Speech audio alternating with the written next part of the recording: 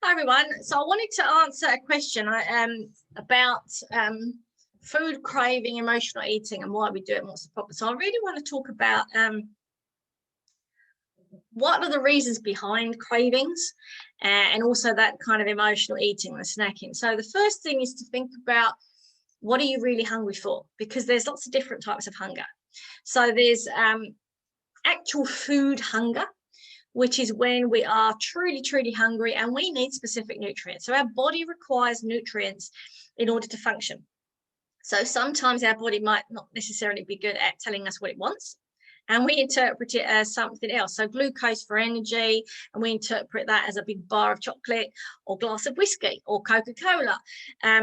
Our body might actually require electrolytes, which is to do with not being dehydrated, or specific minerals, and we interpret that as a packet of salty potato chips.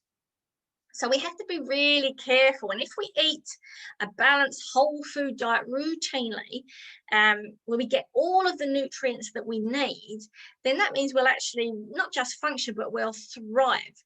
So sometimes if we have a craving, it can be that maybe we just need a bit more variety in our diet so that we're getting all of the nutrients that we need. So sometimes that we can be really, really hungry, we'll eat a meal, and if we have craving afterwards, it might be that we're missing some specific nutrients. So be really careful.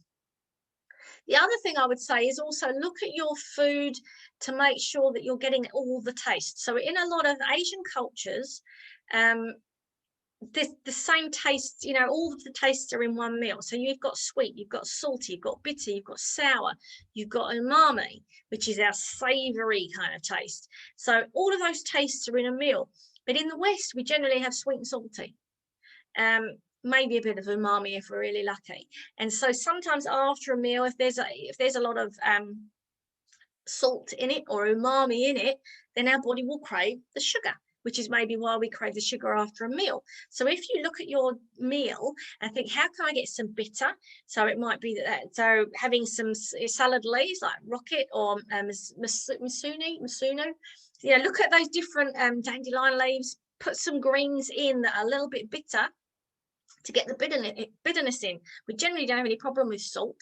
So it may be looking at adding some fruit to whatever it is you're cooking to get the sweetness. And then the umami is the savory. So that could be, that's usually your meat or your mushrooms, or maybe even your beans and pulses. That usually have your umami taste through that. Sour, that's your citrus, vinegar. What can you add that can give you those tastes? And you might find that you don't crave something afterwards. If you've got a bit of salt in your savory meal, you're much less likely to want something sweet afterwards. Sometimes we can be hungry because we're really missing out specific nutrients, so we might have low blood sugar.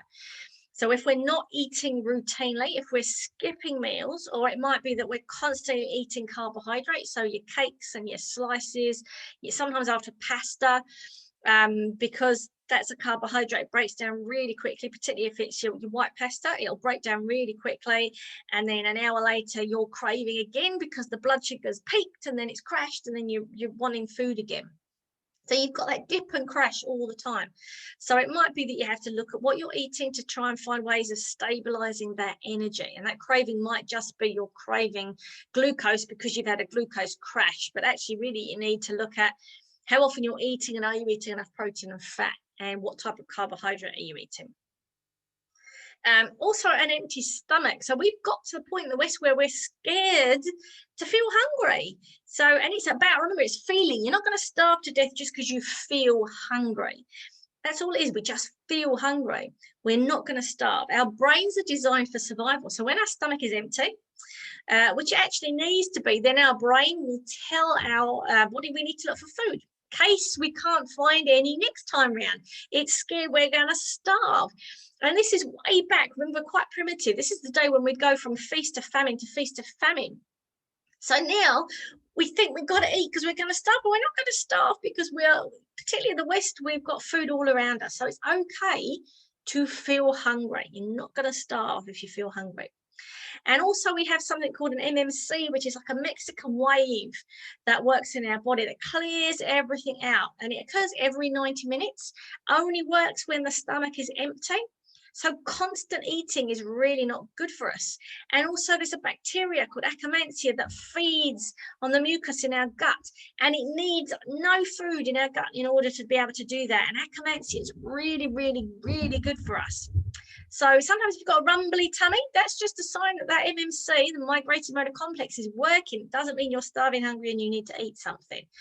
So most of us can wait to our next meal and we don't need to snack. Sometimes snacking is really not good for our gut. Water and thirst. Sometimes we think we're hungry when actually we're not hungry or thirsty, and we feel hungry, so we're going to have a biscuit or we're going to have a chocolate, when really our body's saying, hey, I haven't drunk any water today. Can you please get me something to drink? So go and have a drink. Go and get yourself a cup of water, a glass of water, and have that. And then give it half an hour and see if you're still hungry, because it might be that's all your body was asking for, wasn't asking for that chocolate. Also, be careful of habit. It might not be hunger, it might just be we've been conditioned to eat. So there was a guy called Pavlov who had dogs, and he basically conditioned his dogs to salivate at the ring of a bell, because he would ring the bell, feed the dog, ring the bell, feed the dog, ring the bell, feed the dog, ring the bell. The dog would still salivate, even though he wasn't feeding them. They just knew as soon as they hear the bell, they knew they were going to eat, and they would salivate. So conditioning's really easy. So if you know morning tea, 10:30, biscuit time, that's just habit. Sometimes afternoon teas, particularly if you're working in corporate environments or school environments, if you're a teacher, you've got morning tea, you've got brain food, you've got afternoon tea, you've got 3:30 cake and tea after school, and it just goes on. And you don't need it. It's really not good for you. So think about whether your craving is really just you thinking, oh yeah, 10:30, I'm craving food because I've developed a habit of eating at this time of day when really I'm not that hungry. And then, of course, the other thing is emotional eating. So if you're not truly hungry, it's emotional. So most of us will eat in response to emotional stuff. And marketing is awesome at exploiting that. So we use food to comfort us when we're sad. We use it to reward us when we've achieved something. We use food to keep us company when we're a bit lonely, and entertain us when we're bored. I'm really good at eating when I'm bored. So sometimes we might even use food to punish us or to sabotage success. It's a way of kind of sabotaging.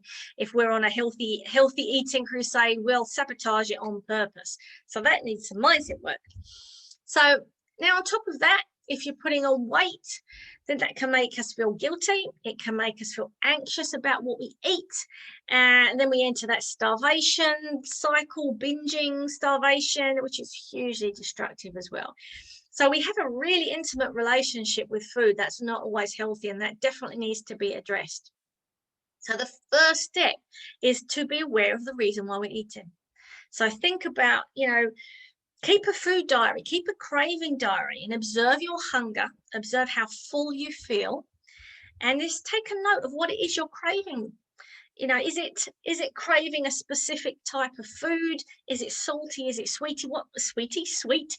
What taste are you craving? What kind of foods are you craving? Maybe you're craving that chocolate at 3 p.m. because actually you have low blood sugar. So a better source of food might actually be a handful of nuts or a protein bliss ball, God forbid. But it's going to be better than chocolate, particularly if it's a really healthy bliss ball. So the first step is just keeping track, doing a craving diary, keeping an eye on what it is you're eating and why you are eating.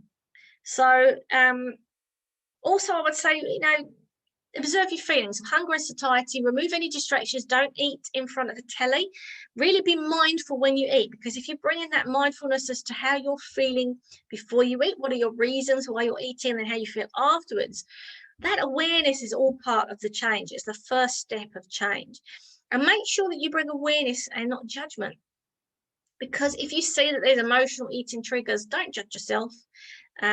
Be kind to yourself, be compassionate to yourself. This is just an opportunity to learn, and then you can make the changes, and we're here to help you. So if you do the craving diary, and then let us know if you've got any questions or you need any support about that. Andrea and I have both been there.